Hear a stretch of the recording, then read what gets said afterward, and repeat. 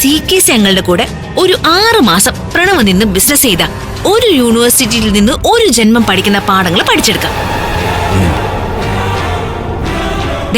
അങ്ങളുടെ കൂടെ നിന്ന് ബിസിനസ് പഠിച്ച് ഇറങ്ങിയാലുണ്ടല്ലോ, ഗൗതമൊന്നും പിന്നെ പ്രണവിന്റെ 7 അയലത്ത് വരില്ല. അതെനിക്ക് ഉറപ്പാ. നീ പറഞ്ഞത് എനിക്ക് ബോധ്യമുള്ള കാര്യമാ.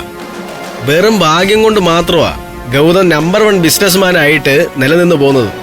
ബുദ്ധിയുടെ കാര്യത്തിൽ CKC ഞങ്ങളെ തോപ്പിക്കാനേ ഗൗതമിനെ കൊണ്ട് പറ്റുമെന്ന് നിനക്ക് തോന്നുന്നുണ്ടോ? ഇനി ഞാൻ ബിസിനസ്സിലേക്ക് ഇറങ്ങുന്നത് CKC ഞങ്ങളുടെ കയ്യിൽ നിന്ന് സ്പെഷ്യൽ ട്യൂഷൻ എടുത്തിട്ടായിരിക്കും. ഒരേ ഒരു വർഷം കൊണ്ട് ഞാൻ ഗൗതമിനെ പിന്നിലാക്കിയിരിക്കും. ഇതൊരു നല്ല അവസരമാണ്. പ്രണവിനെ തട്ടിക്കൊണ്ടു പോയതുപോലും CKC ഞങ്ങളുടെ ഒരു തന്ത്രമായിരുന്നു എന്ന് പറഞ്ഞാലോ?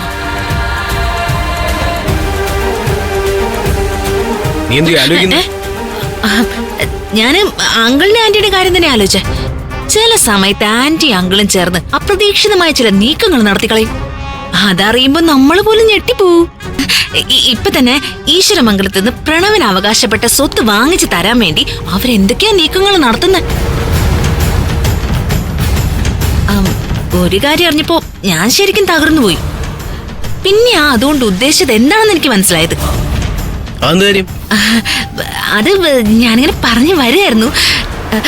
ഒറ്റയടിക്ക് കേട്ടാ നമുക്ക് പോലും വിഷമം തോന്നിപ്പോ. അത്തരം കാര്യങ്ങളാണല്ലോ ആന്റി അങ്ങളും ചേർന്ന് ചെയ്യുന്നത്. അതിനോട് ഞാൻ യോജിക്കുന്നില്ല. നമുക്ക് വിഷമം ഉണ്ടാക്കുന്ന ഒരു കാര്യവും ആന്റി അങ്ങളും ചെയ്യത്തില്ല. ഒരു വിശ്വാസം എനിക്കുണ്ട്. തമാശയ്ക്ക് പോലും എന്റെ ദേഹത്തൊരാളെ കൈവെച്ച് കഴിഞ്ഞാൽ പിന്നെ അങ്കിളുടെ സ്വഭാവം മാറും. അതൊരു വല്ലാത്ത സെക്യൂരിറ്റി ഫീലാ. എനിക്കിപ്പോ ഒരച്ഛന്റെ തണലിലോ ചേട്ടന്റെ കീഴിലൊക്കെ നിൽക്കുന്ന പോലെയാ. വല്ലാത്തൊരു ധൈര്യമാ ഇപ്പോ. ഗൗതം എന്നെ തട്ടിക്കൊണ്ടു പോയതിനു ശേഷം തിരിച്ചു കൊണ്ടുവന്നപ്പോ അങ്കിൾ എന്നോട് കാണിച്ച സ്നേഹത്തിൽ നിന്ന് അതെനിക്ക് ബോധ്യമായതാ. അല്ല, നീ എന്തോ പറയാമെന്ന്? അവരുടെ ബുദ്ധിയുടെ കാര്യം പറഞ്ഞതാ. നമ്മൾ ഞെട്ടിപ്പോവും, വേറൊന്നുമില്ല. എന്നാ നമുക്ക് കിടക്കാം.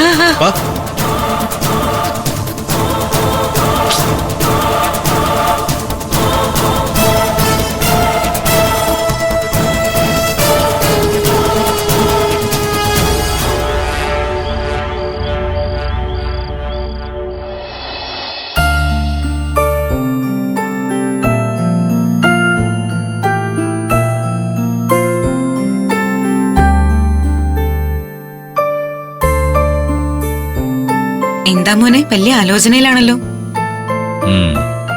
ഒന്ന് ചീഞ്ഞാ മറ്റൊന്നിനെ വളമാവെന്ന് പറയുന്നത് വെറുതെ അല്ല നിധി. ഇവിടെ ഇപ്പൊ ചീഞ്ഞത് എന്താണ്, എന്തിനാണ് വളമായത്? ഒന്ന് വിശദീകരിച്ചാൽ നന്നായിരുന്നേനെ. ഞാൻ ജയിലിലേക്ക് പോയത് നന്നായെന്ന് പറഞ്ഞതാ. അതെ, വല്ലാത്തൊരു കണ്ടുപിടുത്തമായി പോയി.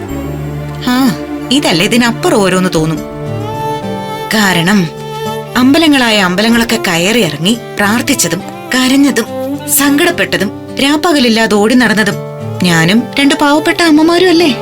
അപ്പൊ പിന്നെ തോന്നും. അതെ, ഞാൻ അതല്ല ഉദ്ദേശിച്ചത്. പിന്നെ എന്താണാവോ സാർ ഉദ്ദേശിച്ചത്? ഞാൻ ജയിലിൽ കിടന്നുകൊണ്ട് 2 അമ്മമാർക്കും ഇടയിലുള്ള ശീതസമരം അവസാനിപ്പിച്ചെടുക്കാൻ പറ്റിയില്ലേ? അതൊരു നല്ല കാര്യമല്ലേ? ആര് പറഞ്ഞു ശീതസമരം അവസാനിച്ചു? അവസാനിച്ചു. അവർ രണ്ടുപേരും ഇപ്പൊ നല്ല കമ്പനിയാ. നീ ശ്രദ്ധിച്ചില്ലേ? ഗൗതമിന്റെ പാറൂനെ ഗൗതമിന് അറിയാഞ്ഞിട്ടാ. ഈ മോന്റെ സ്നേഹം പകുത്തു പോകാൻ ആ അമ്മ ഒരിക്കലും അനുവദിക്കുമെന്ന് കരുതണ്ട.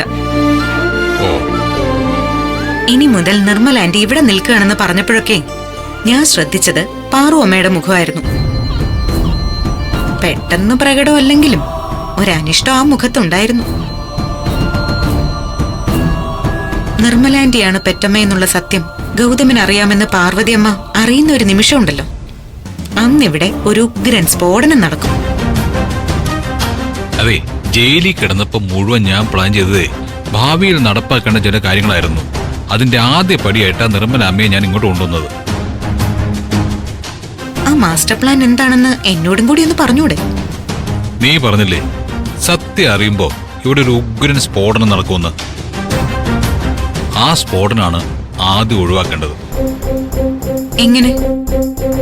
എന്തായാലും ഇപ്പൊ നിർമ്മലാമ്മ കൂടി ഈ വീട്ടിലെത്തിയല്ലോ.